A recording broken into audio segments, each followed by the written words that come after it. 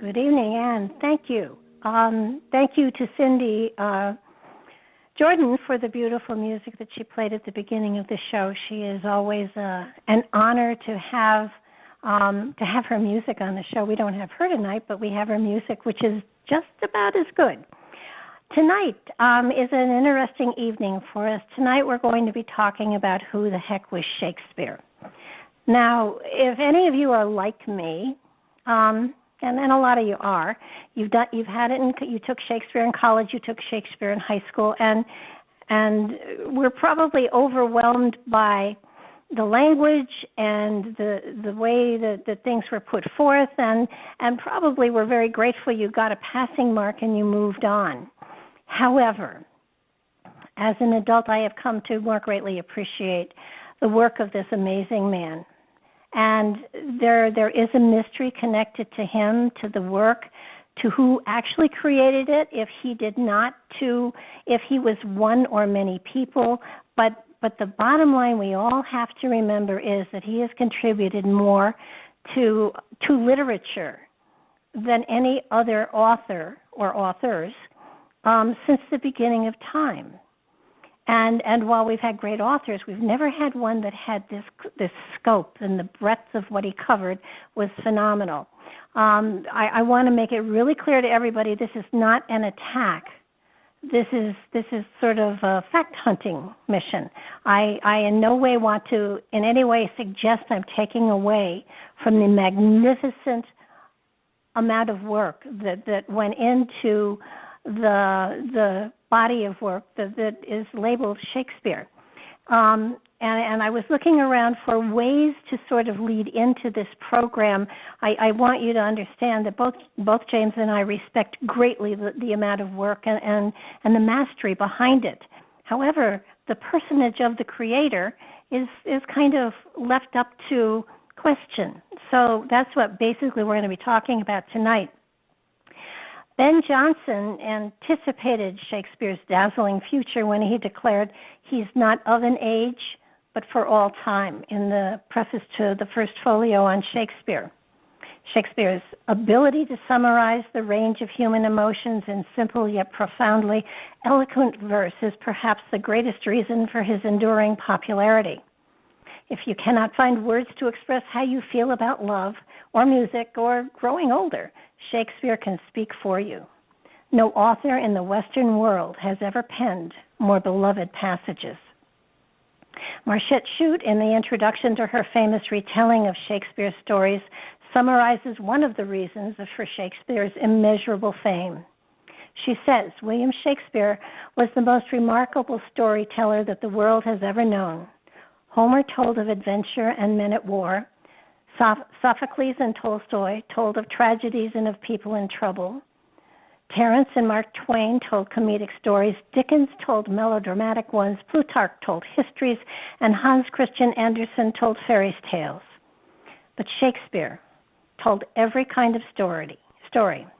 Comedy, tragedy, history, melodrama, adventure, love stories, and fairy tales, and each of them so well that they have become immortal. In all the world of storytelling, he has become the greatest name. Shakespeare invented his share of stock characters, but his truly great characters, particularly his tragic heroes, are unequaled in literature, dwarfing even the sublime creations of the Greek tragedians. Shakespeare's great characters have remained popular because of their complexity. For example, we can see ourselves as gentle Hamlet forced against his better nature to seek murderous revenge. For this reason, Shakespeare is deeply admired by actors, and many consider playing a Shakespearean character to be the most difficult and most rewarding role possible. Many of the common expressions now thought to be cliches were Shakespeare's creations. Chances are you use Shakespeare's expression all the time, even though you may not know it, that it is the bard you are quoting. You may think that fact is neither here nor there, but that's the short and the long of it. Bernard Levin said it best in the following quote about Shakespeare's impact on our language. If you cannot understand my argument and declare it's Greek to me, you're quoting Shakespeare. If you claim to be more sinned against than sinning, you are quoting Shakespeare. If you recall salad days, you are quoting Shakespeare. If you act more in sorrow than in anger, if your wish is father to the thought, if your lost property has vanished into thin air, you are quoting Shakespeare. If you have ever refused to budge an inch or suffered from green-eyed jealousy, if you have played fast and loose, if you have been tongue-tied, a tower of strength, hoodwinked, or in a pickle, if you have knitted your brows, made a virtue of necessity, insisted on fair play, slept not one wink, stood on ceremony, danced attendance on your lord and master, laughed yourself into stitches, had a short shift, cold comfort, or too much of a good thing, if you have seen better days or lived in a fool's paradise, why, be that as it may, the more the fool you, for it is for a foregone conclusion that you are, as good luck would have it, quoting Shakespeare. I lost my place. If you think it is early days and clear out bag and baggage, if you think it is high time and that is the long and the short of it, if you believe that the game is up and that truth will out, even if it involves your own flesh and blood, if you lie low till the crack of doom because you suspect foul play, if you have your teeth set on edge at one fell swoop, without rhyme or reason than to give the devil his due, it's the truth well known, for surely you have a tongue in your head, you are quoting Shakespeare. Even if you bid me good riddance and send me packing, if you wish I were dead as a doornail, if you think I am an eyesore, a laughingstock, the devil incarnate, a stony-hearted villain, bloody-minded, or a blinking idiot, then, by Jove, oh Lord, tut-tut, for goodness sake, what the dickens, but no buts. It's all one to me, for you are quoting Shakespeare. All of us have used his phrases. He invented over 2,000 words. He is truly a man for all seasons. And it feels to me strongly as though his contribution or their contribution is something that we want to go back and revisit. I'm going to bring James on now because he is really far more erudite in all of this than I. James Luse is, among other things, a Shakespearean actor. He has studied Shakespeare for, I would love to say longer than I've been alive, but that's not true. He teaches it, he reads it, he studies it, and it has become a part of his life. And he is the person upon whom I lean for a greater understanding of the words that have been woven so beautifully in almost 40 plays, 154 sonnets, and 2 long narrative poems. James, welcome to the show. Thank you for coming and helping me with this wonderful, exciting adventure into who the heck was Shakespeare.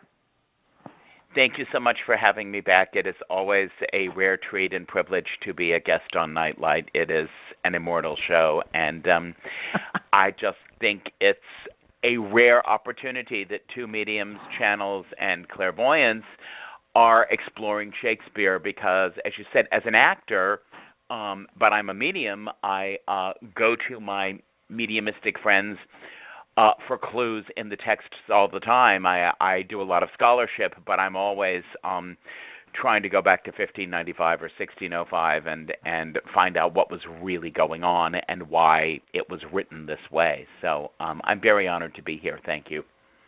Well, it is. I have to admit, until just about a year ago, I never even questioned the authenticity of what I learned in a history book. But since I've been doing the work I've been doing, I have learned that you have to question everything.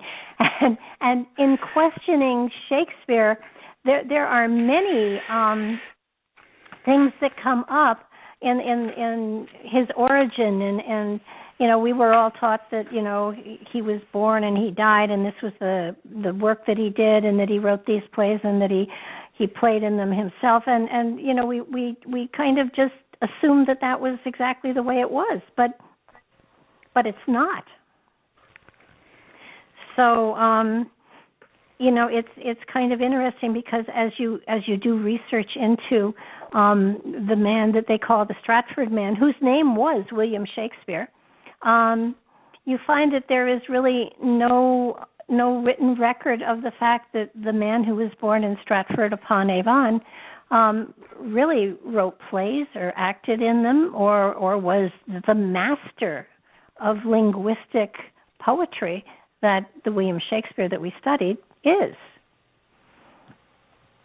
It's so true, and just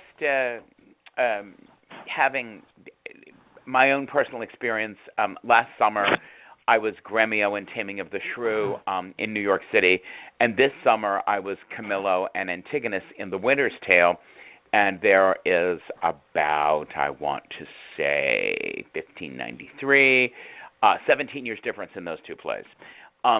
So approximately, and it's like they were written by two different people. About the only similarity you can find in The Winter's Tale, and I'm sure scholars will come in and hit me on the head, but I'm not a scholar, I'm just an actor, is that the psychological insight and the psychological truth of humors in the body in the Elizabethan context is very accurate. The opening of the heart, the pain for love, the abuse, the possession by choler, the inflamement of jealousy. That is what is similar in the two plays, the psychology and the behavior of the characters. But if you look at the language and the humor and the gaps in the copying of the two plays, it's huge. It's in many ways, you could also argue they were written by two different people. And one of the metaphysical teachers I study with is a medium. His name is Rand Jameson Shields. When I've always asked him about Shakespeare, when I've been in a role in a play or teaching it, teaching the acting of it or the directing of it in college, he always says what he gets from angels and guides is it's three different people, because the plays, it's that magical number three all the time. The plays are comedies, histories, tragedies. There are the romances and the pastoral plays, which are problem plays. But he says it's at least three different people, if not ghost writers and 5 or 6 or more, because the language and the use of adaptation is different. I know so many people worship Stratford and believe it's one person. I always get the feeling and the message that at that time, in the golden age of Renaissance literature, and in the middle of it, you have Elizabeth dying and James the First coming to the throne, there are groups of people writing plays. And one of the important things about Shakespeare, when I first started really studying him in 1991, is he's not really an original playwright. He is the genius of adapters.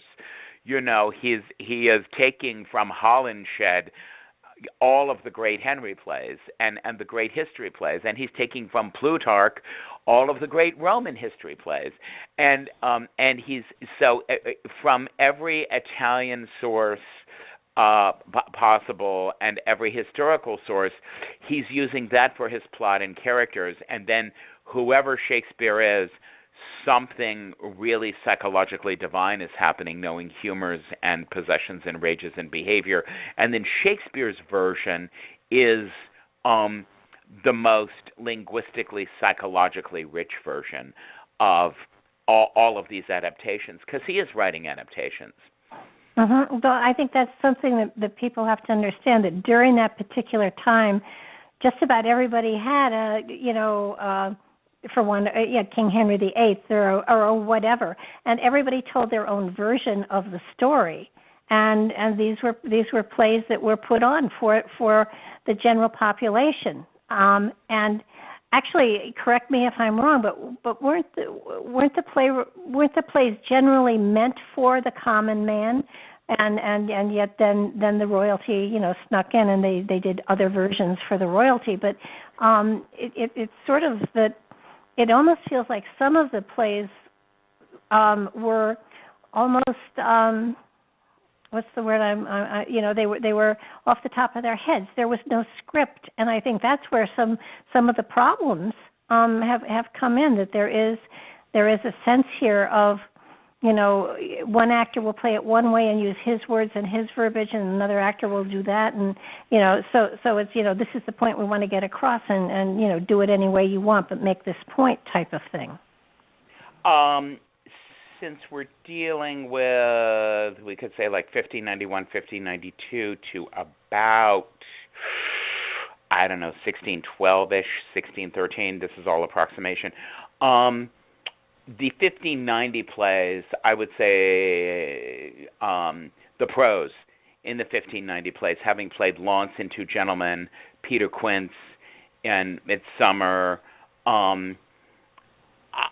One thing I read through much scholarship, I can't list the references, but the prose, because Shakespeare writes in two mediums, verse and prose, and the prose, he was writing for specific actors in I forget what the first company was, the company in the 1590s. Somebody will call in. It's either the Lord Chamberlain's Men. It's not the King's Men. I think it's the Lord Chamberlain's Men in the 1590s. So the famous clown in the mid-1590s is Will Kemp. And from scholarship I learned, and part of this comes from George Bernard Shaw, Will Kemp did have syphilis, and he did improvise the prose sequences, because a lot of the prose sequences you don't have to follow any kind of Homeric or versification or feat or meter. And in the prose, the low comedy prose, of the low comedy improvisation, a lot of the malapropisms that make Dogberry famous, that make Launce famous, that make Nick Bottom famous, that make Peter Quince famous, and all of those low comic characters in prose throughout the 1590s, we could say up to maybe about 1600, 1601, when Robert Armin became the chief clown. Some of them are from the improvisations of Will Kemp, who, because he was dying of syphilis, the wrong word would come out of his mouth at the wrong time. And it was humorous enough that it was taken down in the foul papers of the company, in the book of the company, which was the Lord Chamberlain's Men or the Queen's Men in the 1590s, and it was kept.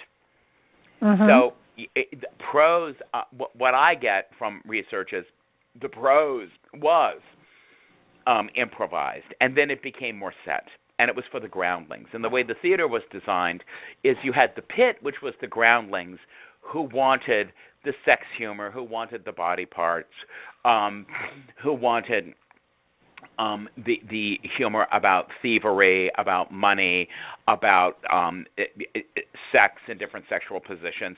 But if you go up to the boxes in the Globe, because this is in the 1590s and it's open, just like it is in England right now, it was restored. It was built. A replica of it was built where it is. People study and it is staged. The higher boxes are the Queen's, the noblemen, the aristocrats, the aristocracy, the ministers of the Privy Council. So the verse is aimed at the high boxes, and the prose is aimed at the pit with the groundlings. And plays lasted 6 hours. I mean, there was comings and goings and jeerings and things thrown up on the stage, and then there was great silence. So you really had to be an actor of in a certain physical code in terms of gesture and a certain physical code in terms of voice. But right. But there were books of the foul papers, but nothing was published or really copied. Each company had them of the particular versions of the play. Well, I think that's also one thing that has led to some of the consternation about who was Shakespeare, because absolutely, to my knowledge, and I've done some research, not a lot, but I've done some. There are no manuscripts in the hand of William Shakespeare at all, so that there is nothing that you can hit a manuscript and said, here's Shakespeare's copy of A Midsummer Night's Dream or whatever. That actually research has shown there are only 6 actual replicas of his signature that are known. 3 of them are on his will, and he has misspelled his name all 3 times, and it's obvious that whoever was writing it did not write well. So that would infer that the Stratford man, and we're talking the Stratford man now, could not possibly have penned all of these different tomes of history and of comedy and of fantasy and of love. I mean, the research has shown that he only went to fundamental grade school, so to speak, and it's called I think it's called Latin school. He went to Latin school. Yeah. So the question is, which I'm just throwing out there, is how could he really have read Holinshed? And then from all of the Holinshed research of the founding of England and the Plantagenets and Henry Bolingbroke and Henry IV created a masterpiece of Henry IV Part 1, which is regarded by many as one of the greatest plays ever written in the English language. There is that question. Well, and somebody did ask in the chat room, could he have been experiencing, multiple personalities? And I don't think so, because in my experience, when you tune into a higher level of creative energy within you, when you get into the zone, whatever you want to call it, you do indeed have a different voice than the voice you spend in general conversation, but yes, it's a pretty absolutely. constant. It's a pretty constant voice, and so that I don't believe it could be multiple personalities. However, I would say that from what I have read, that his comedies and his comedies especially were in one voice, and his histories and his tragedies were in a different voice, inferring that there was a different level of intellect that was being utilized or being accessed in order for these to have been written. And the Stratford man did not have that kind of an education. They say, at least what research I've done has said, that the people who lived in Stratford upon Avon, during his time, nobody acknowledged him as a writer or a theater manager or an actor. He and his wife or his children, none of them claimed that he was this famous person who was doing all of these plays and stuff. His parents were illiterate. His children were illiterate. So that you have this man that people point to and say, this is the author, and then you have no evidence that he actually did pen any of the work. And so that said, and when he died, there was not a big to-do about it. So that the person that we now claim, 400 years later, to have been that person. During his time, he was never, acknowledged for the greatness that obviously he achieved. So that then poses the question: then who did write it? And absolutely, yeah. And the other clues, these are all clues, is that I've done the Scottish play about 3 or 4 times. It's small parts, but one of my favorite parts is Hecate in the Scottish play, and there are many scholars say Middleton wrote that, or I love the first witch in the Scottish play, and people say, oh, Thomas Middleton wrote that. And I know Middleton's plays, and he wrote with Rowley, Thomas Middleton and William Rowley. He wrote, I don't know, about 6 to 10 plays. He wrote The Changeling, which is totally a masterpiece and completely brilliant. But there were other writers, because this was a golden age, especially I want to say after 1601 and the Queen's death and King James I. There were how do you want to say, you can look especially at Hamlet, which goes on for 6 hours. There were sections contributed by another writer or edited by another writer, or in the foul papers stowed by the company. There were huge prose sections. Wait. I got to interrupt you. You've used the term a number of times, and if people aren't familiar with this time period, you've called them the foul papers. You want to explain to people what the foul papers are? The papers are, don't quote me as a scholarly definition, these are from the version of the play that is acted by the particular companies, and we have at least 12 different companies going on. What we could say from 1590 to 1610, we have 12, if not 15 different companies, and they keep changing because of the shareholders and the money given them by the crown, etc. So the foul papers are what in 1623 went into the folio, and they are what the company has of the play. And when we say foul papers, it's because you have parchment, you have paper. We're not in a sophisticated age, of course, with paper and lead and ink. So these are scraps of paper, pieces of parchment that have and the important thing, because Shakespeare companies do this, the way they're accumulated by the company, the play is sewn together with rope on the parchment, is that each actor gets their part. They do not get the whole play. So, we have in the library or in the safe or in the vault of, let's say, the Lord Chamberlain's Men or the Queen's Men, the early Shakespeare. We have A Midsummer Night's Dream, or we have a Julius Caesar in 1596. The Brutus just gets the parchment of what he says, which is all rhetorical verse out of Plutarch, out of Shakespeare, and he has to be alert and attentive on stage to know when he comes in, when he speaks. So these foul papers are collections of the roles. And Gotcha. And because it's written, this is the way all the companies are. Christopher Marlowe, Ben Jonson, Cyril Turner, Thomas Dekker, The Shoemaker's Holiday, all of these famous plays going on at the time. An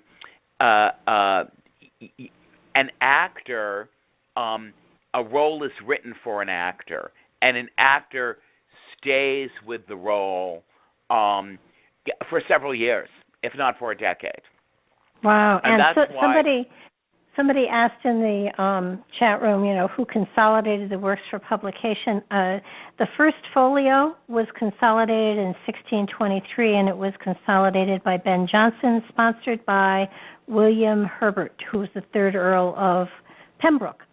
So I guess there were people that consolidated them and then published them as a folio. Is that how it went? Yes. And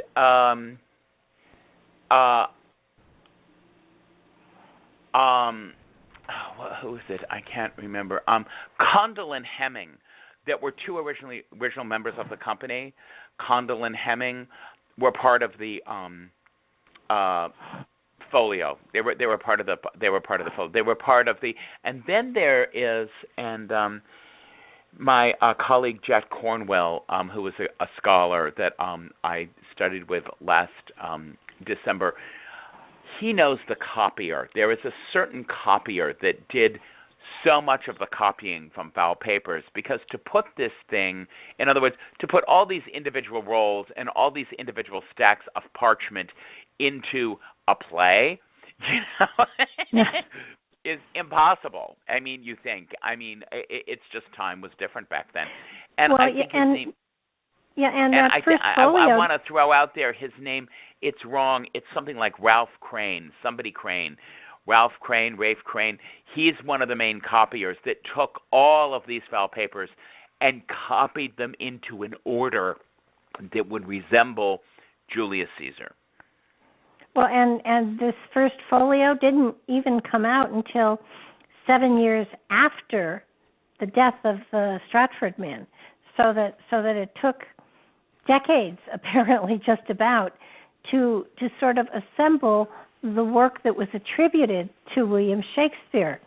And that may have been one of the problems, because if there was nothing in writing, if it was just a matter of what was a company performing, there was no way to really, you take one company's foul papers and then another company's foul papers, and you don't know which one comes closest to what actually the author had written. The only, what we have in history, and as I said, scholars will refine this, is that I want to say Lord Chamberlain's men, Queen's men, King's men, these were the companies that the Shakespeare plays appeared in.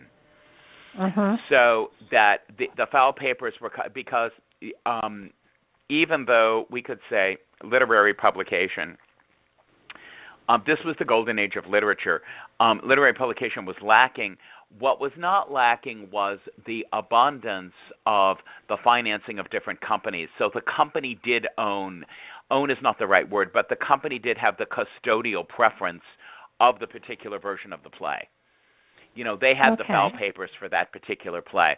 And they would, for instance, even though it's a 1592 play, and I don't particularly care for it because I had to act in it for 7 months, but Two Gentlemen of Verona could be revived by even, we could say, the Lord Chamberlain's men in 1599, because Will Kemp was still alive. He played Launce, and so there are papers. There are enough papers of each role that you can go back and refresh yourself. But you were trained in these companies that own the collections and the versions of the plays. Actors are trained so much to be indoctrinated and keep with a selection of roles, and the doubling, and the doubling of the roles, because I think a company could be up to 23 people, if not up to 30. The smallest number would be 12. And as you and I have discussed before, there are huge numbers of 14 to 18-year-old boys that are playing the great female roles. And a lot of the company is training vocally and physically in mastering these characters. So yes, the individual versions of these foul papers, of these collections, written with graphite, written with lead, written with ink, are kept within the custodial monitors of each company. Well, now then, it seems to me strange that the identity of Shakespeare was really kept as a secret, apparently, during the time, because all of this Stratford and Oxford type stuff back and forth between the two of them. This has taken place like in the 1800s forward, so that it was decades before people started to sort of question and say, wait a minute, who was this man? Because he couldn't possibly have had the background or the knowledge in order to do it. So as people started to say, okay, who was Shakespeare? Lots of different opinions came out. I mean, frankly, it's a profound amount of material for one person who was struggling to feed a family to have spent so much time in writing, especially the poetry and the prose. I mean, it's a tremendous amount of work. One person, in my opinion, one person would have had a tremendous amount of difficulty, even into a 20-year period, to have written all of this, produced it, gotten it out there and performed, and become, an absolute icon for English literature. And as I look at the history behind The Man in Stratford, it appears to me that he did not have any of the credentials in order to do this. So then, who do you attribute the authorship to? I know, and that's been the big question when I was in undergrad doing Renaissance Lit, because you would learn John Lilly, who wrote Euphues.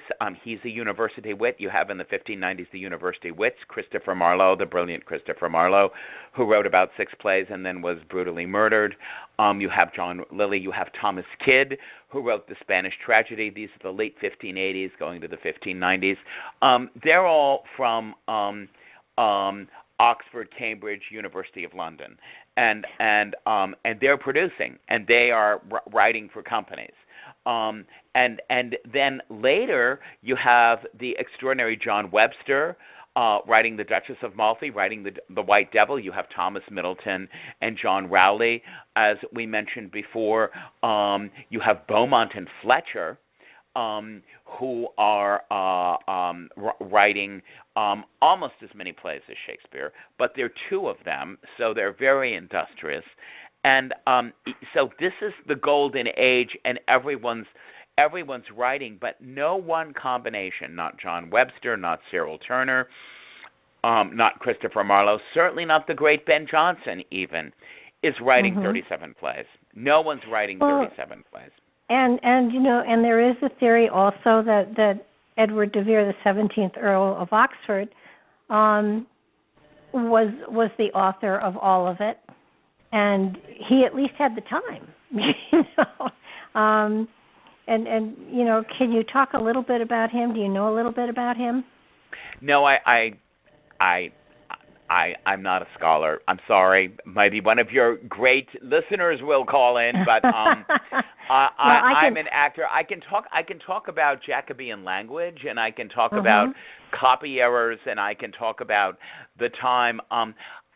What I get, though, I think John Madden, when he directed, and Tom Stoppard when he wrote Shakespeare in Love, there's even though some of that movie is silly, Shakespeare in Love, what they do show is in 1595, even though it's historically inaccurate, what is historically accurate is that every author, like John Webster is young in that movie, every author is stealing from his contemporaries and his colleagues, and everything is an adaptation, and everything is being moved around and used again.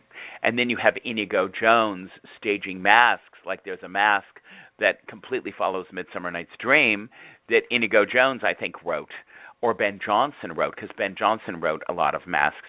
So everyone is stealing and lifting from each other. Yeah, it appears that this was a time where there was copyright did not exist, apparently. Never at all, not at all, no. So that basically the feeling I get is that some people would sneak in and sit there below the stage, writing down as much as they could to take back home and change and shift around into their own words, because the stories were good.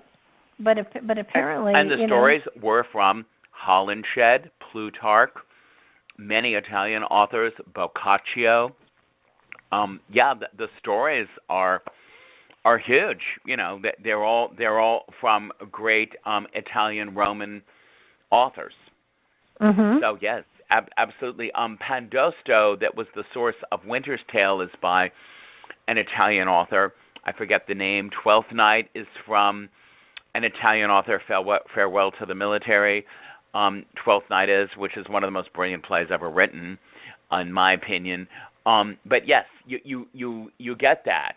And you get, for instance, in As You Like It, some of it is from a pre-existing French tale, and the rebellion of the two kings, and then some of it in the Forest of Arden is Shakespeare's genius. A lot of the critics and scholars will say, well, Jaques in As You Like It is Shakespeare's invention. There's a lot of characters like Gremio and Taming of the Shrew. It's Shakespeare's invention.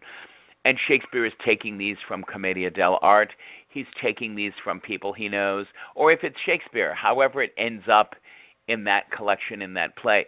The other point I wanted to make, though, is in The King's Men, in The Lord Chamberlain's Men, Richard Burbage, the great leading actor, so many scholars say, there would not have been Shakespeare's Hamlet if there wasn't Burbage. Othello was written for Burbage. Hamlet was written for Burbage. The Scottish play was written for Burbage because he had the ability and the talent to enact and live the high levels of tragedy. So whoever Shakespeare is over the 37 plays, in that particular company, he is writing for specific actors, or the plays are being constructed for specific, like Will Kemp. There is the scholarly document, The Clowns Change. The clowns up to about 1599, 1600, Will Kemp. After 1601, it's Robert Armin is the clown. Robert Armin is Feste and Twelfth Night. The clowns are more elegant. The clowns are more witty. The clowns use language. The clowns are not as base. So there is, for a particular company and people that we know lived, writing going on for those people, similar to Molière, which would happen in 1665, 1668. Molière was writing for specific people in his company. So whether it was Shakespeare or not, parts are written or parts are accumulated and devised for these particular actors. Gotcha. Well, then as we look, I have seen what was the movie about Shakespeare? Not Shakespeare in Love, but Anonymous. Anonymous. Yes. Yes. Again, another trying to explain who actually wrote the work, and in that particular movie, it was De Vere, and it does kind of give you an idea that whoever wrote the words had to have had an education, had to have traveled, had to have some understanding of the life of court and stuff like that. And the Stratford band didn't have any of that.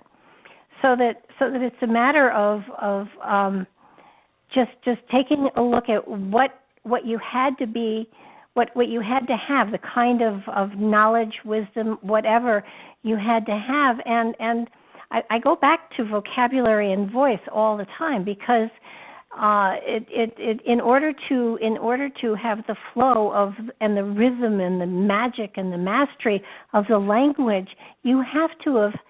So you can't describe chocolate ice cream if you haven't tasted it, and you can't describe the verbiage of the court unless you've been there. And the Stratford man had definitely not been there.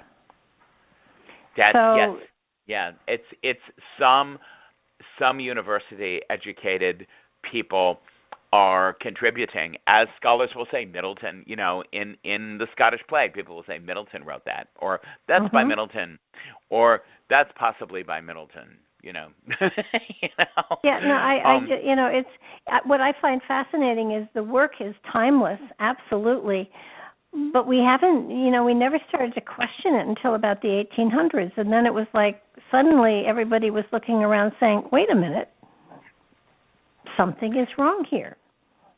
Yes, or how could and a lot of it was the forgiving of the copiers, like, there's so many gaps in Taming of the Shrew, or there's so much illogic, and they would say, 1593, 1594, that's an early play, and not all the copy came through.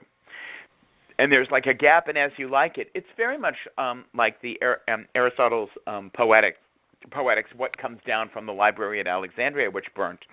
There are certain aspects of comedy that are left out of the Poetics. It's lost, you know. And people would eat a small. There is so much. I've read so many scholarly. The Oxford, the Cambridge, the Arden. The Arden is really brilliant edition. The Riverside is a brilliant edition of Shakespeare. And you go, well, this copy of Ralph Crane or this copier's edition or this particular part of the folio, and then there's a quarto. You know, there's the folio, there's the quarto. There's several editions.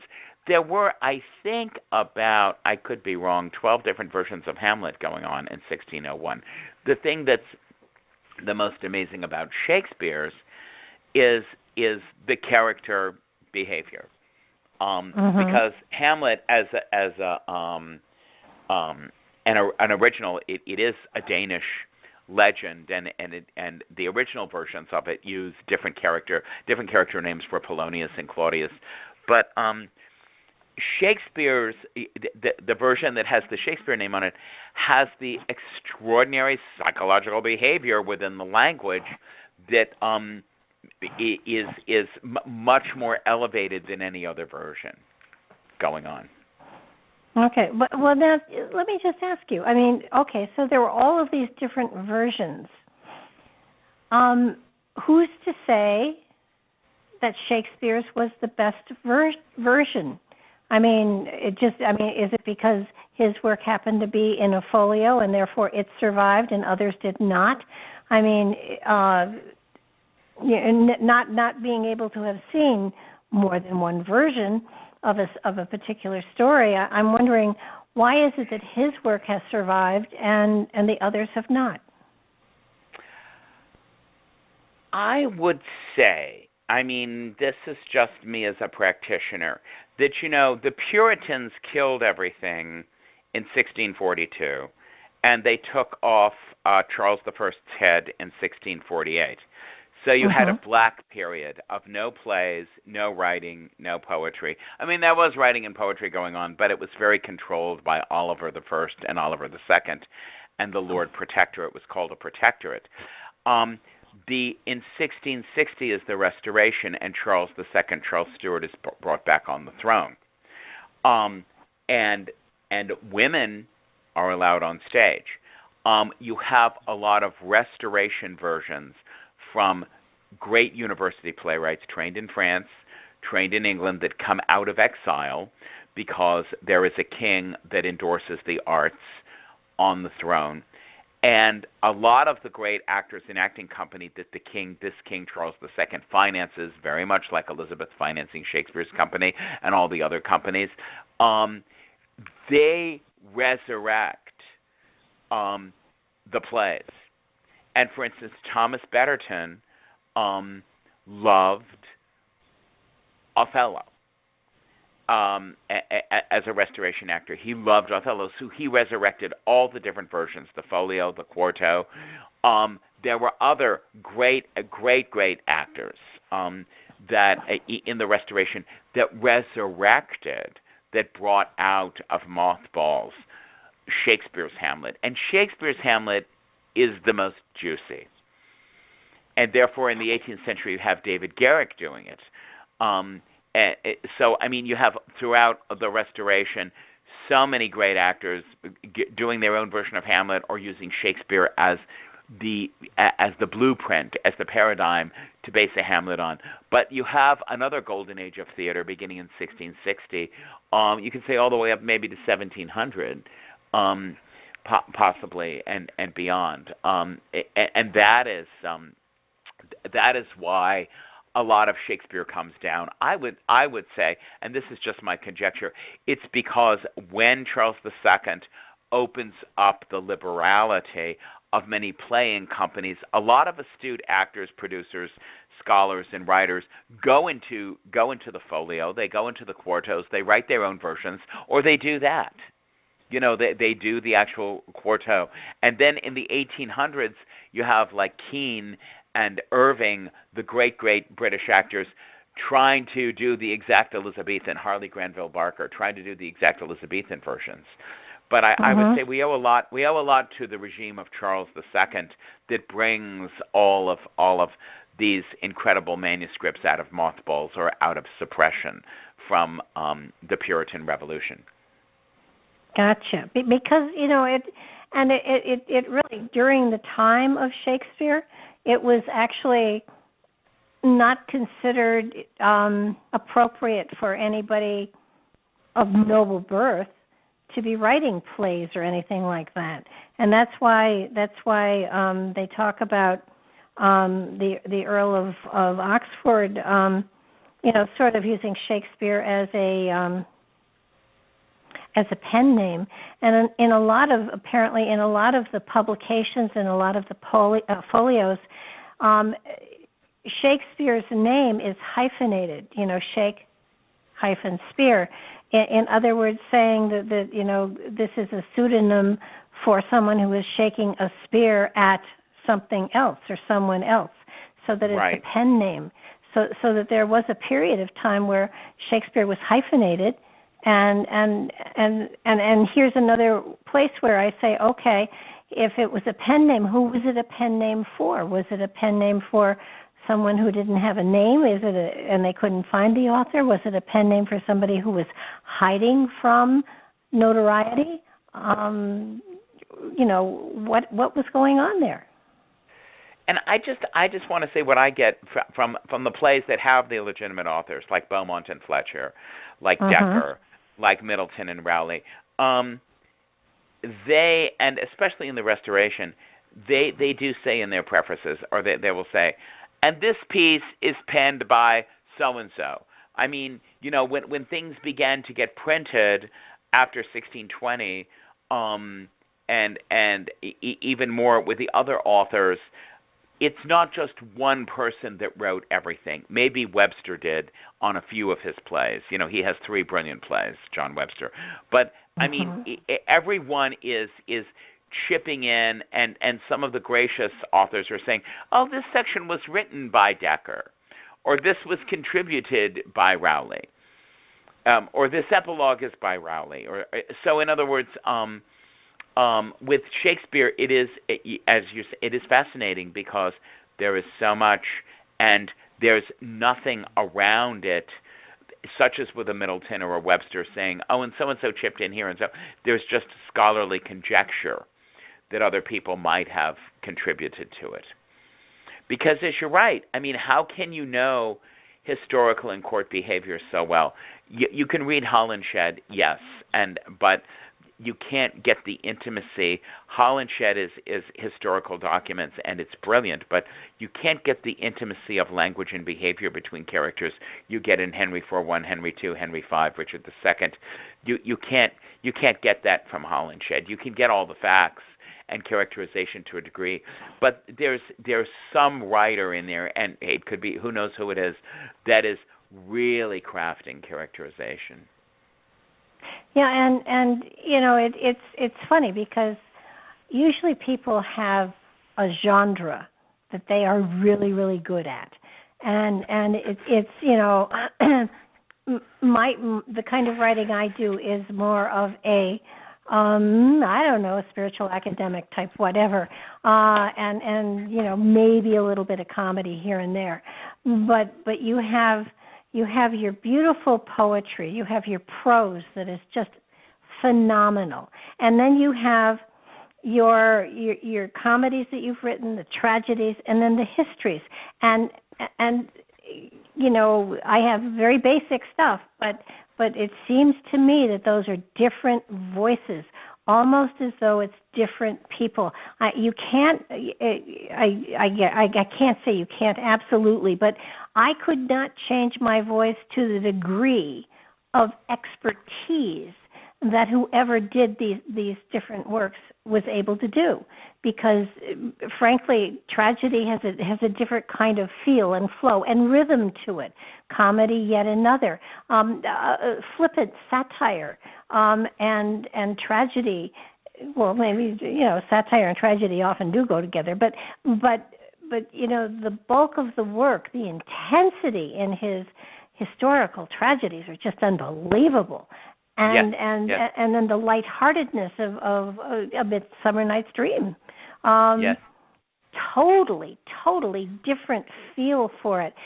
I mean, you pick up a book and you read a book, you get a feel for the rhythm of the author.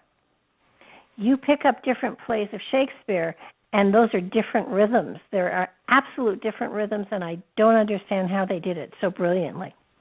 Yes, and the fourth, since I just did The Winter's Tale, the fourth category, or like the fourth group of people, as my teacher ran Jameson Shields, channel. There's like three people or three different groups of people with the comedies, histories, and tragedies. The romances, the pastoral plays, the problem plays, and that's Cymbeline, Winter's Tale, Timon of Athens, Pericles, Prince of Tyre, possibly The Tempest. The plays at the end of his career, taking apart The Winter's Tale, as I just did. It is so remote from Hamlet in 1601. It's 1611, and it's even so remote or divergent from we could say Antony and Cleopatra, which is my favorite play, which I think is a total work of genius, and I think that's 1609. Possibly 1607, I'm not sure. But 1611, The Winter's Tale, the language, the sentence structure, the thought structure is the simplicity of Two Gentlemen of Verona or Midsummer Night's Dream or Love's Labour is Lost is far gone. This is, if we look at the court of James I here, I mean, this language is so embroiled and tangled up. And the people in the play are that way, too. I mean, the language really dictates the character. But either a great psychologist or a medium was writing it and channeling it, because it's completely different than anything to come before it. It's a whole different period of writing is in 1611 in The Winter's Tale. And then you look at it technically with verses and feet and iambs and the enjambments, the endings. Nothing is classically fit in The Winter's Tale. It's very broken because the characters are incredibly paranoid, schizophrenic, passionate, falling apart, losing their minds. And the language and the feet and the meter and the metrics are like that too. I mean, it's nothing really clear. Like Richard II is an incredibly clearly written play of like 1594. So there is, yes, as you're saying, whoever wrote it's a whole different viewpoint on language. It's a whole different point of view on language and character in the later plays than in 1599, 1596. Completely different. Now, knowing that as we grow, as we evolve, as we shift and change, and as our intellectual knowledge literally expands, that could give you a different take on the voice that you're writing with. But it just feels to me as though it has to be almost a group of people doing it. And what would the reason be? Or and I know you don't know for sure, but can you kind of take a wild guess at what would the reason be that people would not want their names to be put on material, would not want credit for a brilliant piece of work? Well, there's a lot of politics going on. The scholarship I've read about the death of Elizabeth and the end of Elizabeth's reign, because she really did consolidate England, and she was the last of the Tudors, and she had no heir. And she passed in 1601. So there is all of the plays referencing kingship or the Gunpowder Plot with James I, or Rebellion, or Elizabeth in Essex, or any of that. It was dangerous. It was tempting to write about it, but it was dangerous to put an actual name to it. If you're writing a history or anything political, or a romance, or any kind of tragedy. The other point, this could be minor, but in Hamlet, there's a lot of prose. It's usually cut. There's a lot of prose that is satirizing and attacking the companies of boys in Blackfriars. And the companies of boys, it's like there are now theater companies just entirely of boys, so that the 14 to 18-year-old boys, maybe up to 21, they're trained. They're not only playing women's parts, but they're playing the senior, more older tragedian roles. And there is a lot of satire and attack of them in Hamlet. There's a lot of politics between theater companies written in Shakespeare's Hamlet. It's usually cut. It's in the player's scene. And it's a code. And my other point is, so that's why they don't want to, I guess, nobody wants to put their name on it. I mean, I could be completely wrong, but there's a lot of code going on in these plays about what's happening at court, in the Privy Council, and just between companies in London and the plague and murders. And we have, looking back, and I don't know the exact date, please forgive me, my English professors at William and Mary, but I don't think it's the exact date of Marlowe being stabbed in the head. The horrific murder of Kit Marlowe, who was like totally genius. I want to say 1594. It was something like that. So the whole point is, you got murders going on, you've got politics going on with the writing of these things. So it makes sense that it would happen under a pseudonym name, and it would be ghostwriters, because there's a lot of politics going on, and a lot of things are being said in code.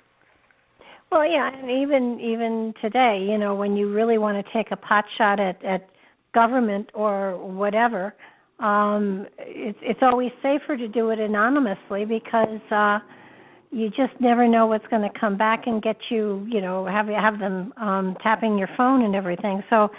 And I would assume too, especially if there were people of nobility that they probably had the more in on where the scandal was, and to let people know that they knew could have been very, very dangerous for them. Absolutely. And like we know, Christopher Marlowe, he was involved in all kinds of intrigue. He was a totally brilliant writer out of the university. All kinds of intrigue, spying, spies, smuggling. There was a British play on the London stage, I want to say 10 years ago, called The School of Night, that was about him. It might have been by David Edgar. I'm just not sure. But a lot of it was taken from actual research and what is known. So it is dangerous. It was dangerous. We were living in dangerous times. Mm-hmm. So to disguise one's name as because once you set it on stage, it is like the nightly news. I will say this: when you say something on stage in the King's Men, or in the Blackfriars Company, or at Blackfriars after James I, there's a lot of indoor theaters. In the Middle Temple, you say something on stage in a play. It's around the city. It's like gossip. It's like the nightly news. Mm-hmm. A new play comes out and people are ridiculing certain aspects of kingship. They're ridiculing certain aspects of foreign policy, and that's why like the 1588, the Spanish Armada.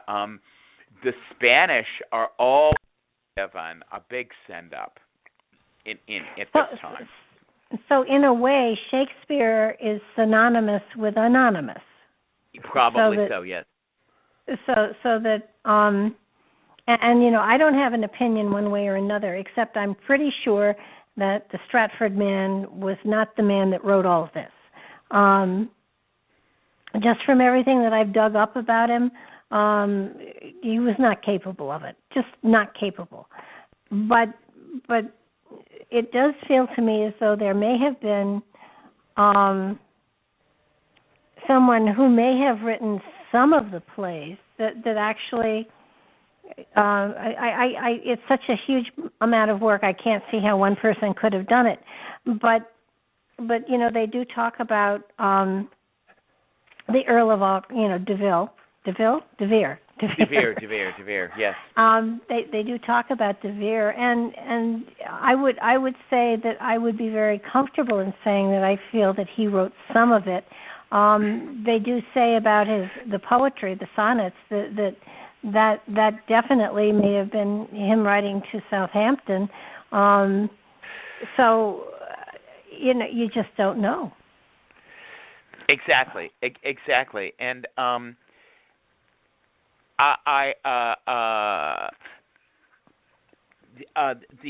the other thing is, when I've had mediums such as yourself channel the actual Shakespeare from Stratford, and I know the Stratfordians are going to hate me for this, but one of the surmises I just get intuitively is, if he went off and became an actor, yes, that's one thing.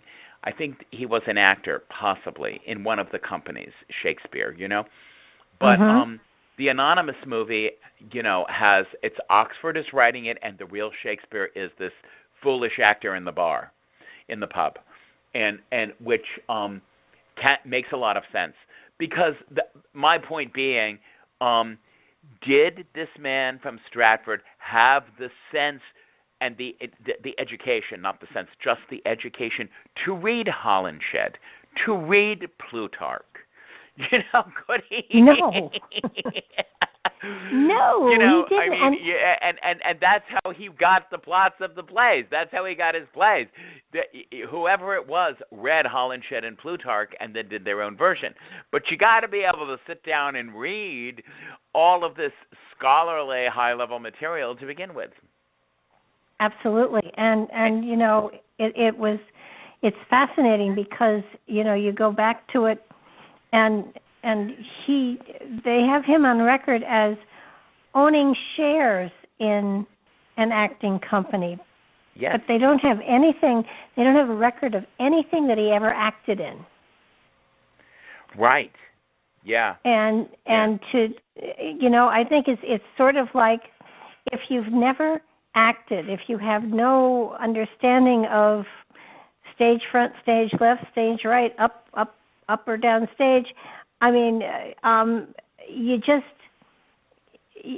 can't do it. You can't do it as beautifully as of course now the work that we look at has been polished and polished and polished and polished. It's very much like most things that I go back to the Bible. Most of the books of the Bible were not written by the people whose names they bear, because most of those people were illiterate. So a scribe of some sort was taking stuff down, and then somebody cleaned up the scribe's work, and then the stuff has been translated from one language to Latin, and from Latin to English, and then to Old English. I mean, so among your translations and your dictatorial stuff, the real meat of what was actually said is totally gone, and so it's sort of like, okay, we know that, I'm wondering here if really the brilliance is not so much in who wrote the play, but who was copying the words down and making them rhyme and seem like they should rhyme. Well, that's also really true, because Winter's Tale is the one I just examined the entire script and the writing for, but there are so many, you look at the original, you look at the folio, and you look at the folio, and there's a way of acting that you look at the folio and what's capitalized and what's not and what does it mean. But there's so many times you have the question of the copier, is this a line of verse or not?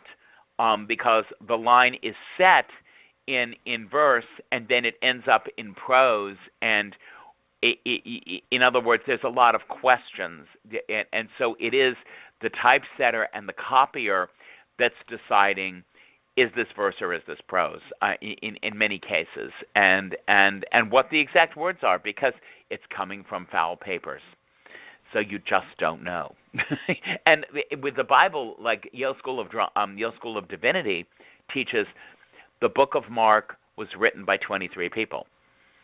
The Book of Mark is a lot of oral history written by 23 people. It's not written by Mark, and it comes down to us from the legends of 23 people. So it is very much like the Bible in many cases. You're absolutely right. It seems to me, whoever or what group, whom or what group, it doesn't, what I'm fascinated by is that it has been put under one heading, and maybe it shouldn't be taught as a person, but maybe a consciousness. Maybe it should be taught as more or less of a unique way of expression as opposed to a single man's work, because certainly the message given, and I mean, my goodness, he invented, or Shakespeare, the Shakespearean forum, created over 2,000 words, and all of those little quotes that I read in the early part of the show.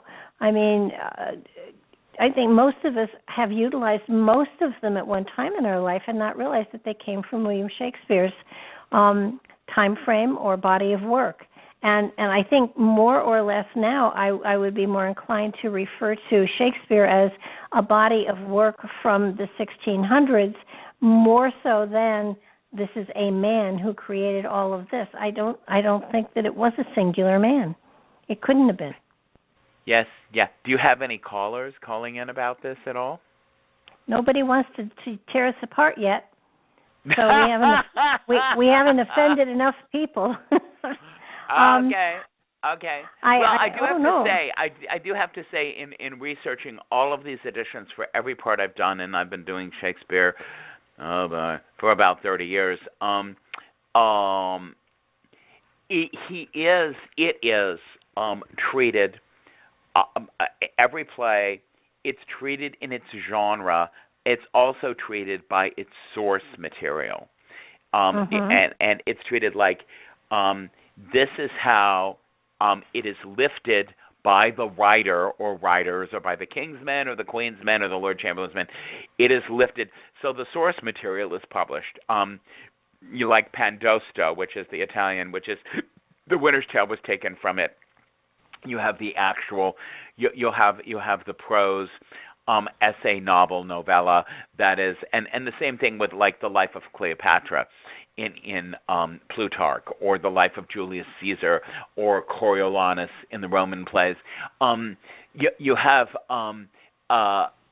every play, you get the source material, and then you get the copier, and you get the company and the time it was written, and you also receive, if you can't, scholarly, you get testaments from the nobility in journals, in diaries. I went to see such and such at the Swan or at the Globe last night. I went to see such and such at the Blackfriars. This was, and a lot of times it's not even mentioned, or it might be mentioned as an afterthought. It's by Mr. Shakespeare.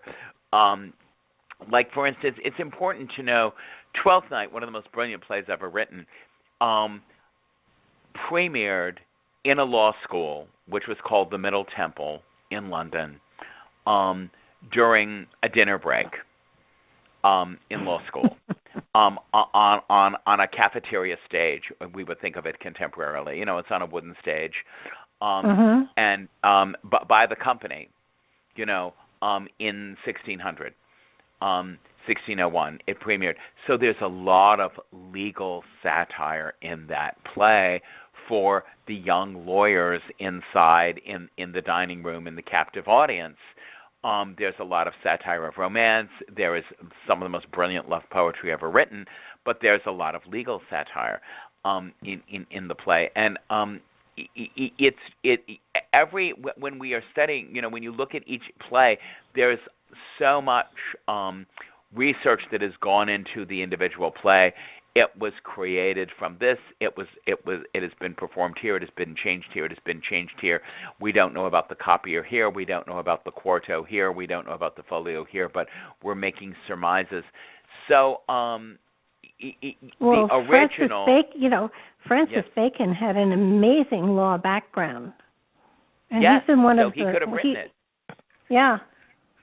Because it used to be, I remember when I was growing up, it was before Oxford, it was Francis Bacon wrote Shakespeare. It wasn't Shakespeare, it was Francis Bacon. When I was growing up, that was the Yeah. Yeah.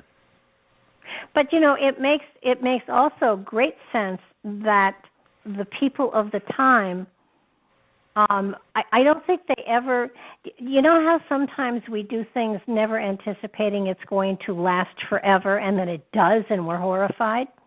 Right. It feels to me like there may well have been a group of people who got together. This sounds very irreverent, and I apologize to everyone I'm about to offend. It's almost like this group of intellectuals got together and said, let's create a persona, and we're all going to write as him and screw with the heads of everybody that is, comes after us. And it all, how Dracula was a weekend frolic. It was like, let's see who writes the best horror story. Right. What if it was that? What if it was a whole bunch of drinking nobles who got together and said, "Hey, let's just really screw with the heads of people in the future, and let's all write under the same pseudonym, and just see what happens." And it could have been that easy. It could have been, I'm going to write a tragedy, you write a comedy, you write a fantasy, and all people that had, of course, the education and the background and the talent with painting with words, so that there was a similarity only because they came from the same level of society. Well, yeah, and that's very similar to the university wits in the 1590s. They came out of university training, and that's perfectly logical that happened, because over the 20 years, we could say, like 1590 to 1612, 22 years, 1613, there are particular events in society that a Shakespeare play is pointing to and satirizing and sending up and exposing. As I said, with the Spaniards, there's the Spaniard in Love's Labour's Lost that's completely ridiculous, because there's always been a great hatred and great controversy, of course, between England and Spain. Charles V, Philip II, of course, Catherine of Aragon, Henry VIII's first wife, and that carries into, of course, the Armada, 1588. Then we have the Spanish tragedy, 1589, and the Elizabethans see the Spanish as really bloody, passionate, crazed, Catholic-infested people that are out of their minds, and so they make a lot of fun of it, or like Christopher Marlowe did with the Jew of Malta and the nuns. I mean, they did the same thing with Jews. They realize the Elizabethans realize that the Jews are brilliant and usurers, but they are different in society. So we have the Merchant of Venice, and one of the most extraordinary characters ever written, which is Shylock. But we have the Jew of Malta from Christopher Marlowe. It's the same thing with African Americans, with Aaron the Moor and Othello the Moor, it's the way the current presence in court and in London is of a particular ambassador, of a particular philosopher, of somebody from the Far East, somebody from Africa, is going to appear in a play.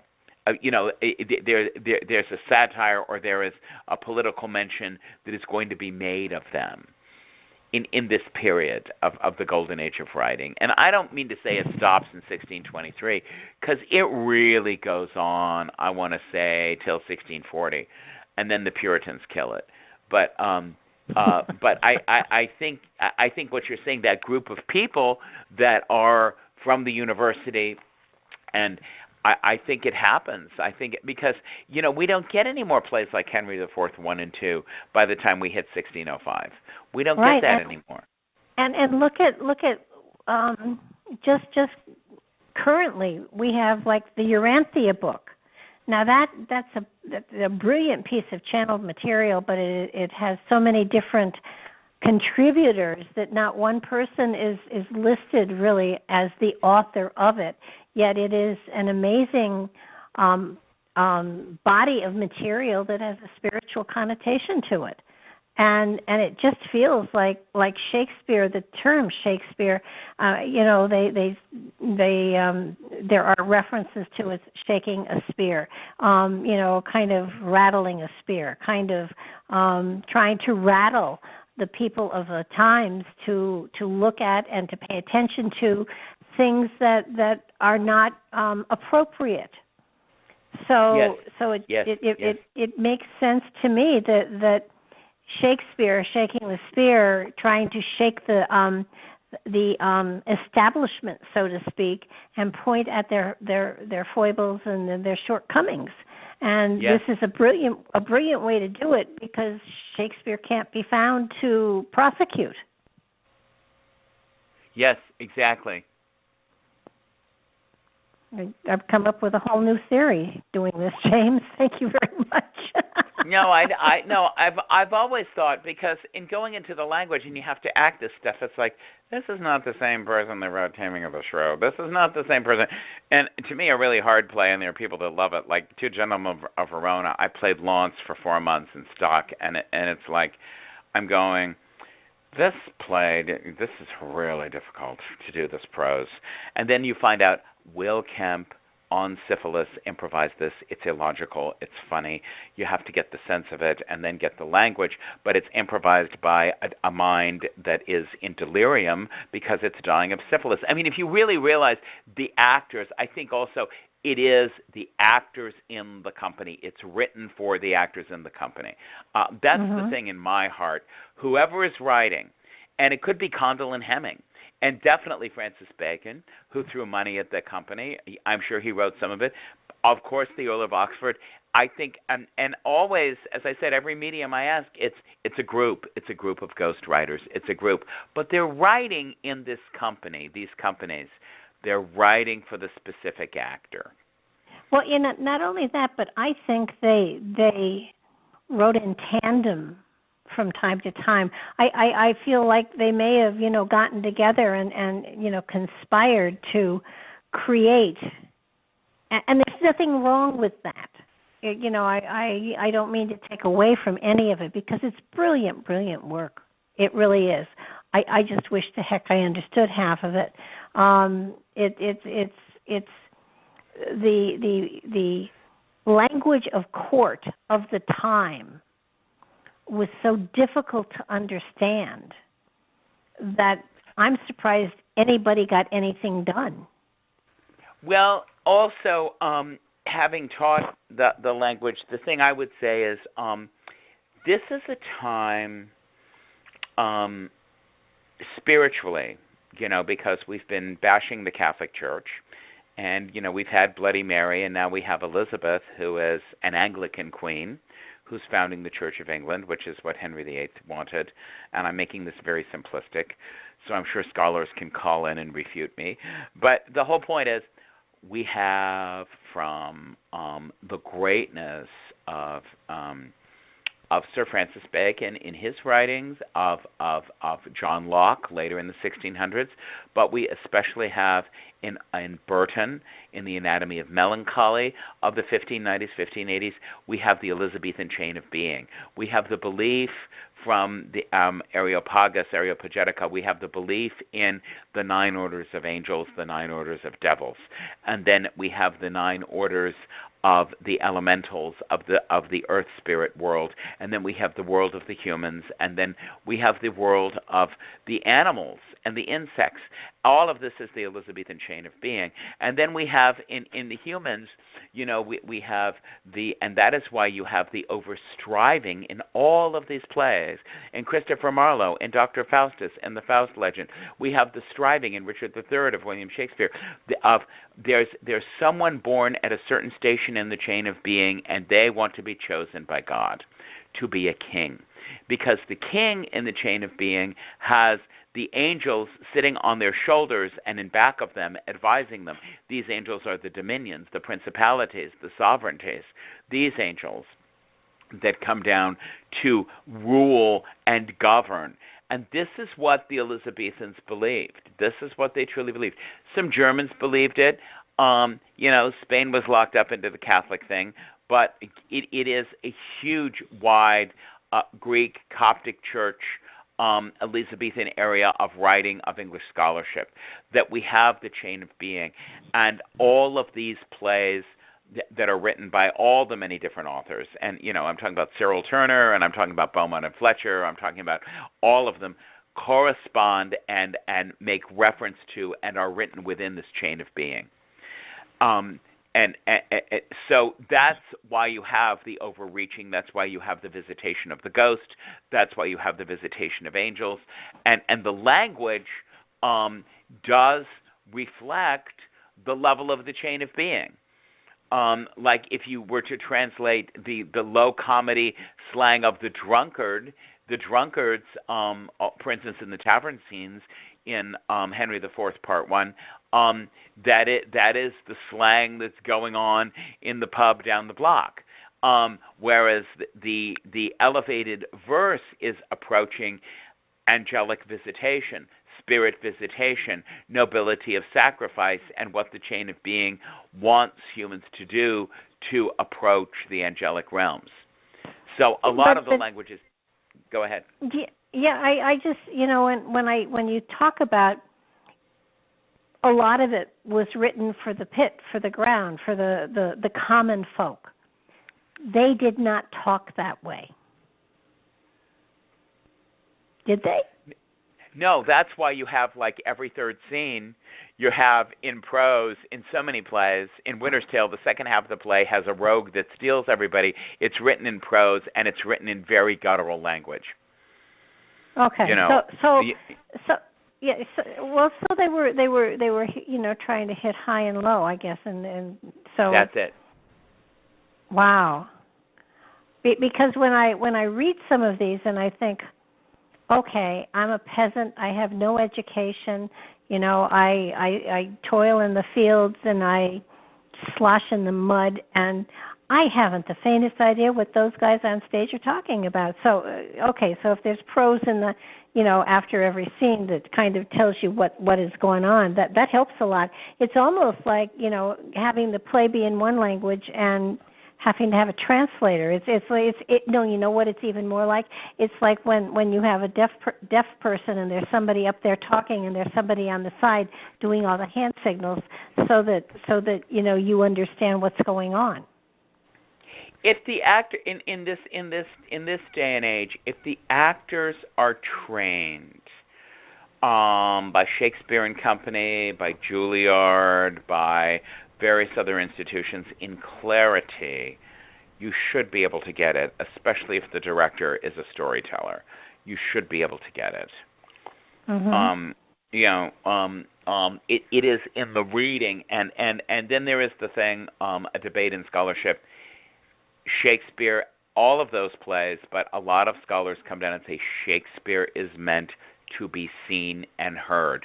That is why my sophomore English teacher made us get up and in high school act out Julius Caesar. We watched films and we acted it out because she said you have to speak it, you have to move it, you have to hear it, you have to see it. You just can't sit and read it as a Renaissance treatise. It's not going to work. Okay. Well, and many scholars and movements of teaching and education say it's meant to be seen and heard. You have to get up and move it and speak it and hear it and talk it and live it. Okay, that being said, the body of work is profound. And anyone who does a body of work has a message that they are trying to share. What would you say that the message of all of the work was trying to share with all of humanity? Would I say? Yeah. Well, let me see. one of the most immortal plays is the Shakespeare version of Hamlet, the Hamlet that has the Shakespeare name on it, because it's never going to grow old or wrong or inappropriate. And it is telling us that the government we see now is an illusion, and that the real government is something else, and that the ghost is absolutely right. What you believe to be true is not true. The real truth is underneath. And you have to trust your feelings, and you have to trust your intuition, and you have to trust your instinct and your heart. And so I would say that play in 1601 has a real great message about, that government is a cover-up. And I was speaking with an anthroposophical scholar the other day on that, and she said, well, that depends on how Hamlet's taught. And it's like, it doesn't depend on how it's there. You read Hamlet, it's a cover-up. Claudius says the world is one way. The ghost comes in and says the world is another way. Yeah. Who are you going to believe? Are you going to believe the spirit world, or are you going to believe the physical world? And that's just like our profession, Barbara, as mediums. And I learned that when I was giving messages. All my mediumship teachers says, don't tell people what they want to hear. Get out of the way of yourself. Go to God in the white light and give the truthful message. Whether they want to hear it or not, it's for their highest and greatest good. And that's, to me, that's the ghost in Hamlet. Yeah, the ghost in Hamlet is saying it's all a lie. What you see in front of you is a lie, and you're my son, and I love you. He asks for revenge, which is not the smartest thing to do, but the message that the world is an illusion is a big, I think it's really well done in Hamlet. Well, he did say, I forget where it came from, but, all the world's a stage and all the men and women in it merely players. That's as you like it, and that's really true. That was written a year before. That's absolutely true. And then the other play that always the thing that it's a dream. You have dreamed here, and we are players. That's the end of Midsummer Night's Dream. I think the part that this is an illusion, go deeper. So you have the end of Midsummer Night's Dream. You have Hamlet, and then the last play in The Tempest. It's the same thing. It is spells and magic. I'm ending spells. I'm ending magic. I'm ending artifice. I think The Tempest has that message too. And I think what they're trying, that the world is an illusion and things are not what they seem, and go deeper. And I mean, the other play I love, one of the plays I love is Richard II.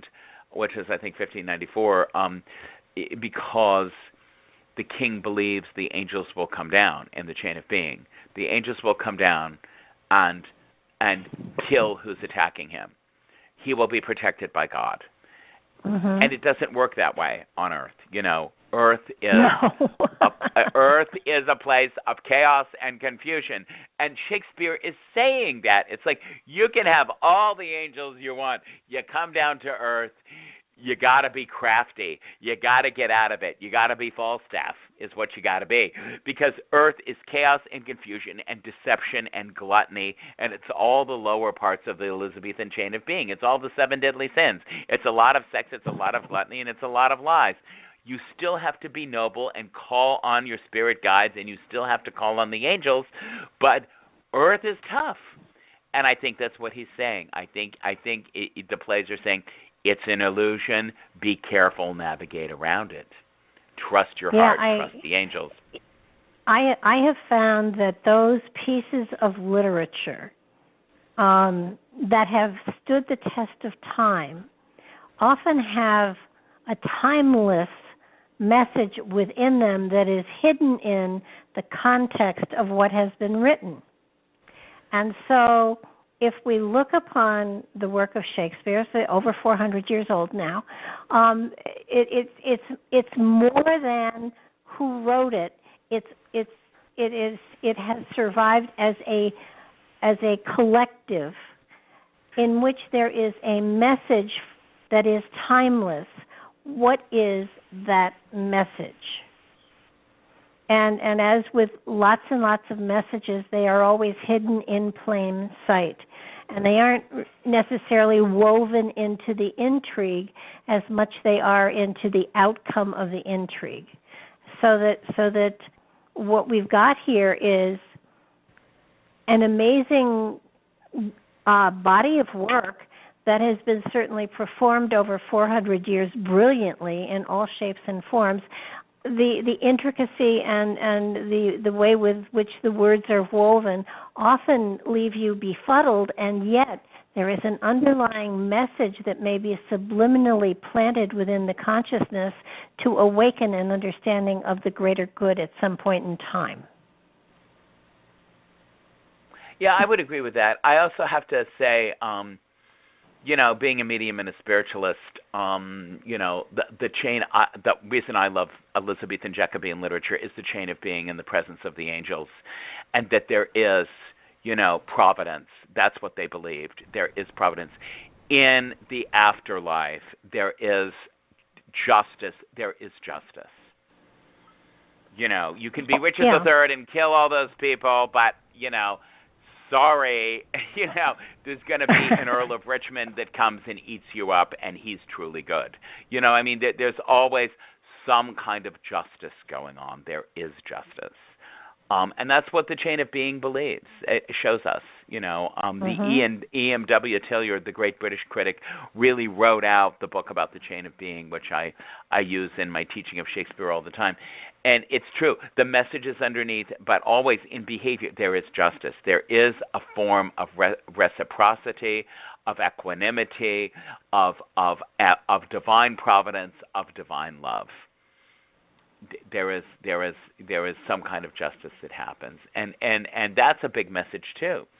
And don't believe the earth in front of you. Don't take it all for granted. Don't think it's the real thing. Go deeper. Ask questions. Go inside it. Go around it. Definitely. And it's an amazing message that I think is so well hidden in plain view that people don't understand they're getting that message when they're reading it or watching it. And it amazes me that as a body of work, this above all others has not only survived, but it remains as the pinnacle of an example of the literature of that particular point in time. And yes.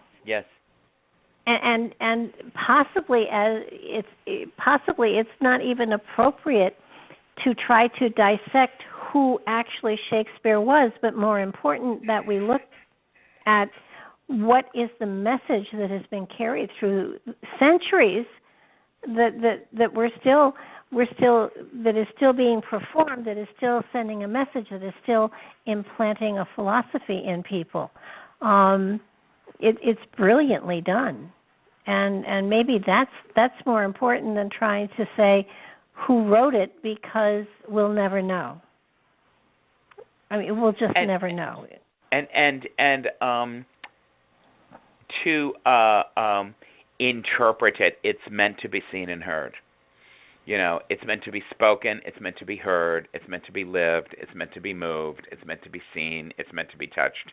So to bring it as truthfully to life as possible, and the truth of the Elizabethan chain of being, I like much more than the truth today. I mean, these plays were written before Jean-Paul Sartre and existentialism, and there is no afterlife, and there are no ghosts, and there are no spirits. I really believe the Elizabethan world.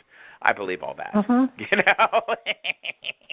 Well, let me ask you something, because, I get tongue-tied when I try to read it, but as someone who has performed it, is it like a transcendental moment where you are taken into another zone when you utter these words and when you perform them?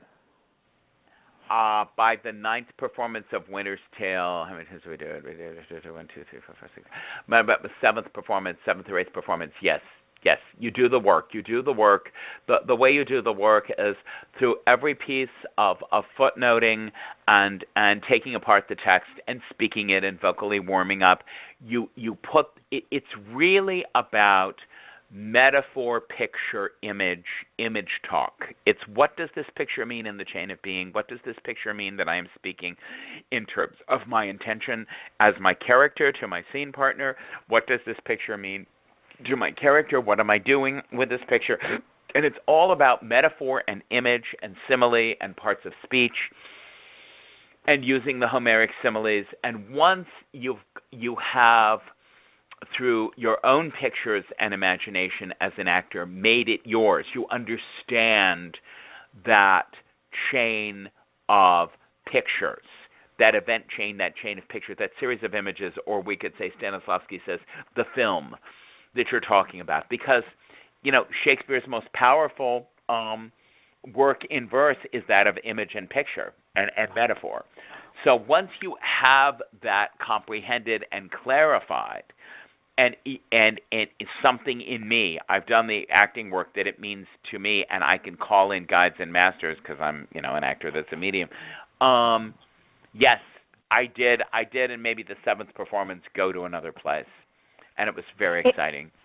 It would seem to me that memorizing the words is one thing, understanding their meaning is another.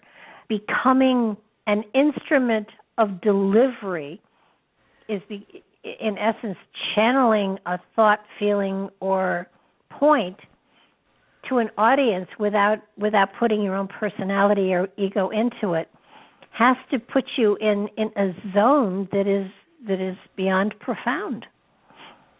It's really fun. It's why I do it. It's really fun. This play was very difficult, and we did Winter's Tale. We rehearsed it 3 weeks, and it was very cut. The director knew what they wanted. They were incredibly bright and intelligent. But when you finally get there, as you said, it's like you have to take these Elizabethan pictures, and even though I can see them and understand them, it's like meditate on them, put them in your soul, and then find the sound and the voice for them, so that what is this character really saying? What are they really saying? And what is their intention? And when you do that, and you relax and get out of the way, it's very exciting. And the audience stays with it. The audience will stay with it. If you are clear, the audience will stay with it. A lot of educators in high school that I teach with and in college, they will say, if you are clear, Shakespeare comes through.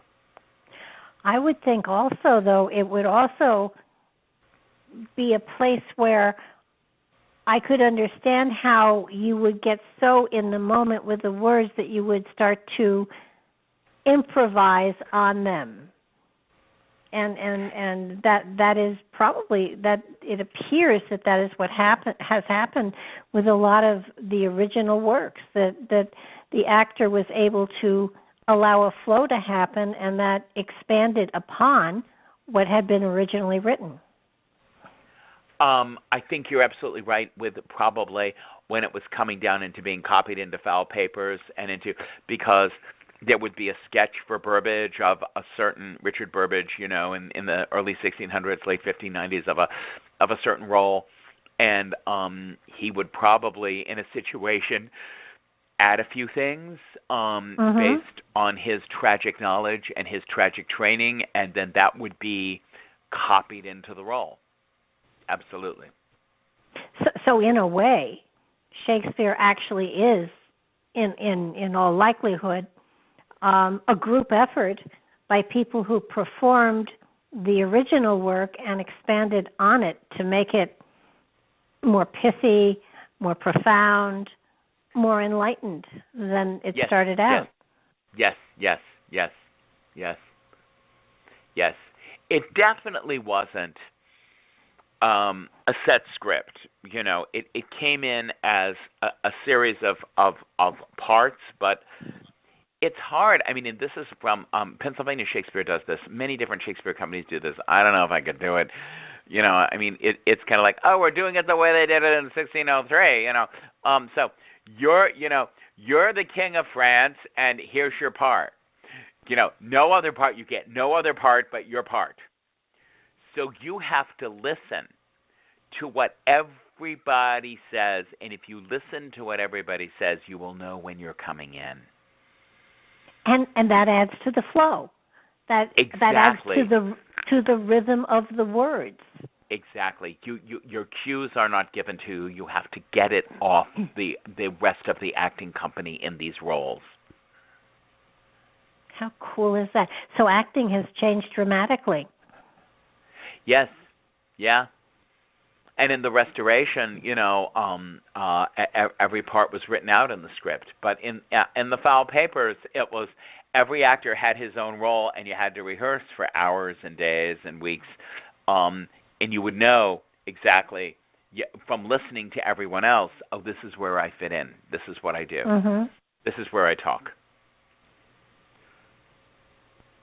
It's amazing. It sort of changes your view of acting tremendously when you realize that. I mean, today when they make movies, if all they got were their own parts, nobody would know anything. I mean, it would be, chaotic and probably a miserable failure.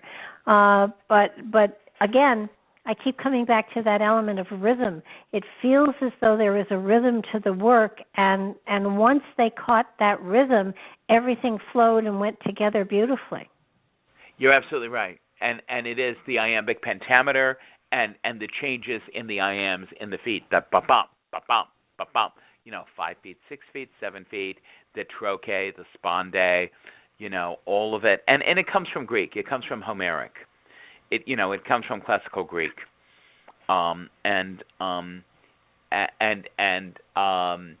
They did pronounce things, especially after 1601. You listen to the original pronunciation.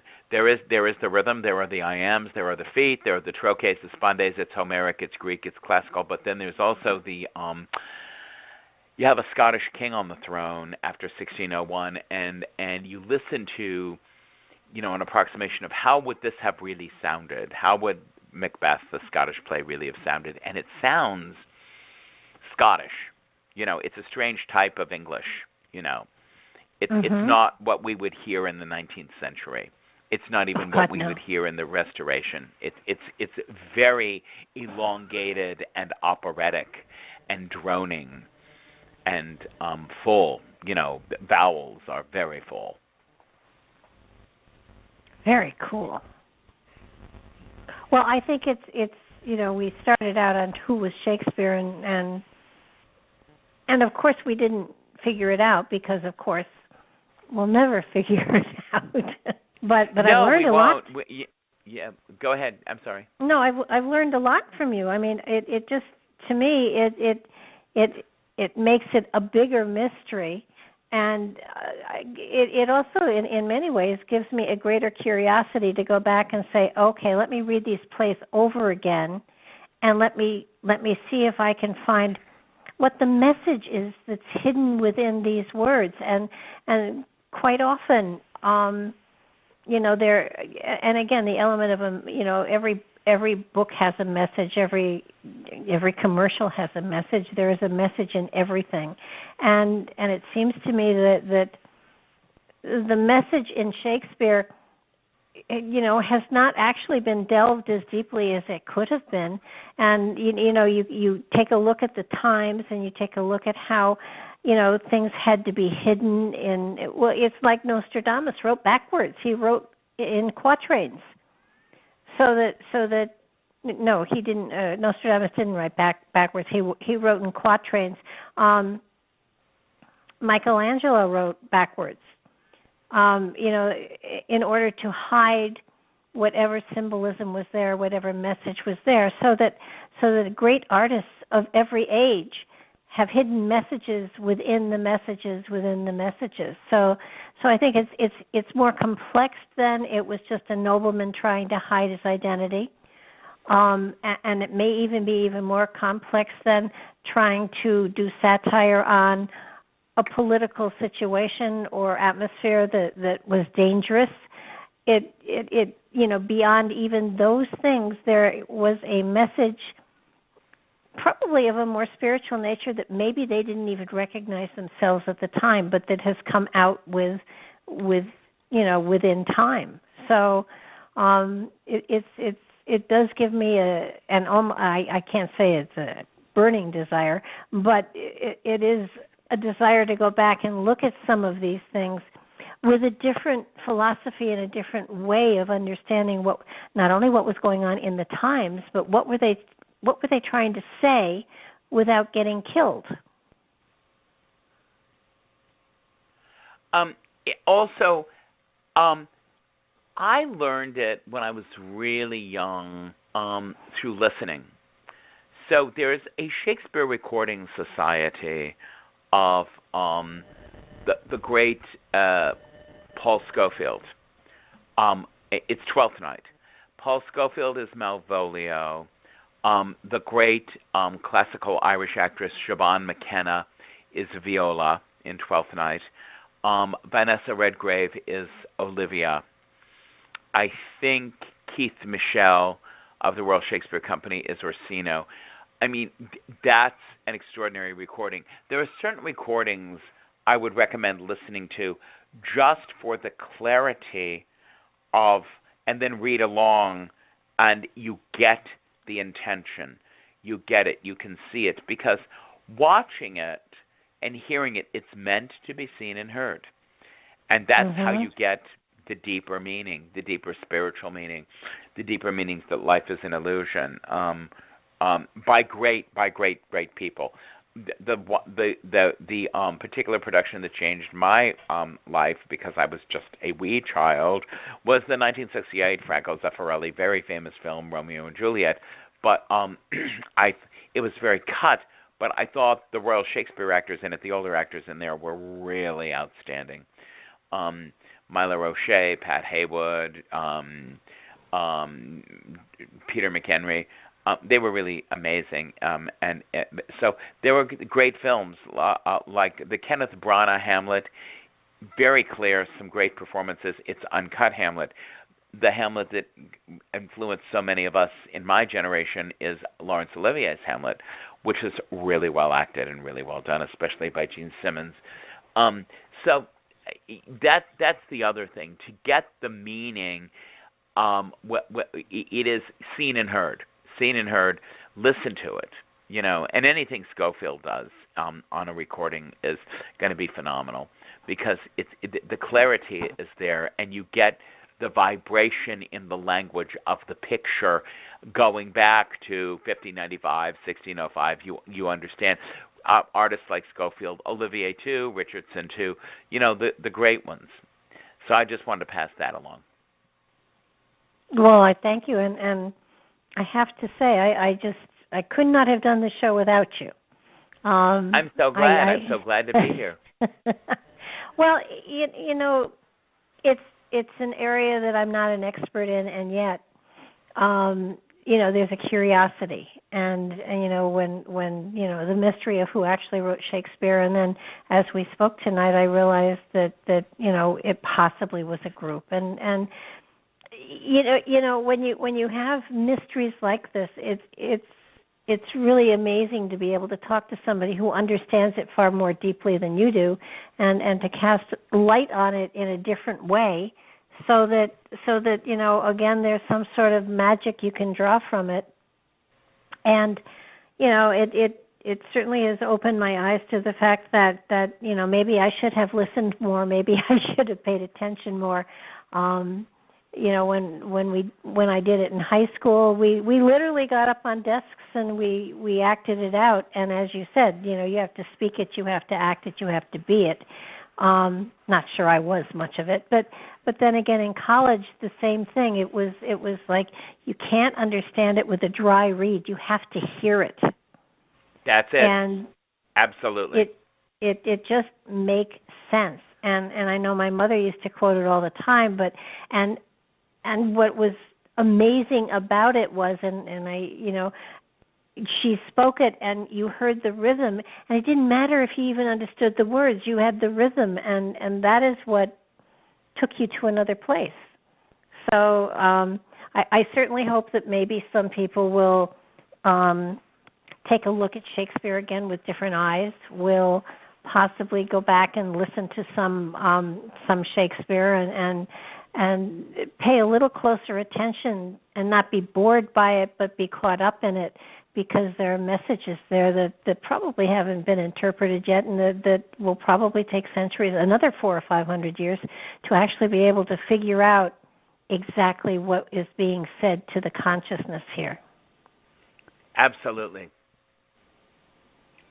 Well, I think that we are going to call it an evening. I want to thank you, first of all, for being here, because I so appreciate you're giving us the time. I know how very busy you are, but you're the only Shakespearean actor I know. So, well, God bless you. It's always a thrill to be on Nightlight. I love everything about Nightlight. So I know we'll do more things in the future, and thank you. And I'm just amazed no one called in. No Stratfordians or Oxfordians called in. Nobody called in, right? Nobody threatened us or anything. So I guess we weren't outrageous enough. Well, or maybe we were just, the biggest thing is, as you say, what is the real meaning? And as I said, the real meaning, to me, it comes in throughout all the plays. Life is an illusion. Go into spirit. Go deeper. See beneath the surface. See beneath the surface. See beneath the surface. With all the Elizabethan humors and all the feelings, the real heart of the situation is beneath the surface, and there are angels watching over you, and there is divine light. And I'm so glad you brought that up. I'm so glad we talked about that, because it's very much like what we do as spiritualists, right? Right. Absolutely. And of course, that's my leaning, that's my persuasion. So that's how I'm going to perceive everything. But it has been a neat and informative evening, and I thank you so much for being here, James. God bless you. I will be in touch, and we'll do more together, and I thank you so much for everything. Thanks again. Bye-bye now. Bye-bye. I want to thank everybody for being here, and I'm going to hit Cindy Jordan again and let her play us out.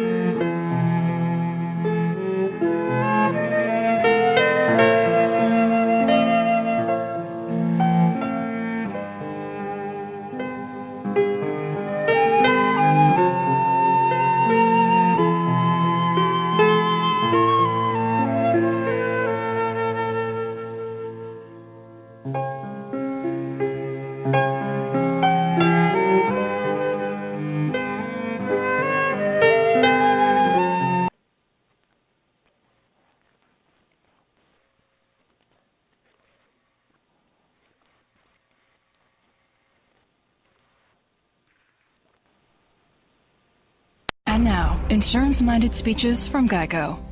Hardship. My grandmother would go through it every month to pay her insurance bill. First, she would handwrite a paper check, in cursive. Then, using her own tongue, she would wet a stamp for an envelope. Today, however, we need not weary our hands and tongues. Today, we can pay our Geico bill with the Geico app. Away with hardship, in with bill pay on the Geico app. Thank you.